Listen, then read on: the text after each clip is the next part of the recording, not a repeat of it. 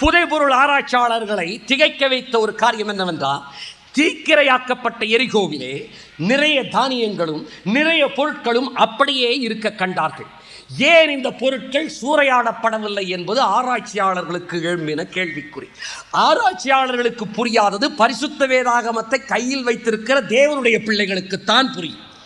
அரசியல் தலைவர்களுக்கு புரியாதது பரிசுத்த வேதாகமத்தை கரங்களில் பெற்றிருக்கிற உங்களுக்கும் எனக்கும் தான் புரியும். ஏன் எரிகோ தீக்கிரையாக்கப்பட்டது ஆனால் சூறையாடப்படவில்லை? என் தேவன் பல்லாயிரம் வருடங்களுக்கு முன்னதாக யோசுவாவின் சேனை வீரருக்கு கட்டளை கொடுத்தார், எரிகோவை தீக்கிரையாக்குங்கள் ஆனால் சூறையாடாதீர்கள் என்று சொல்லி.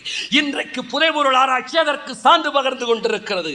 வேதத்தில் எரிகோவை குறித்து சொல்லப்பட்ட சம்பவங்கள் அப்படியே துல்லியமாக புதைபொருள் ஆராய்ச்சியாளரால் நிரூபிக்கப்பட்டிருக்கும் என்றால் பரிசுத்த வேதாகமம் உண்மையானது, கிறிஸ்தவம் உண்மையானது.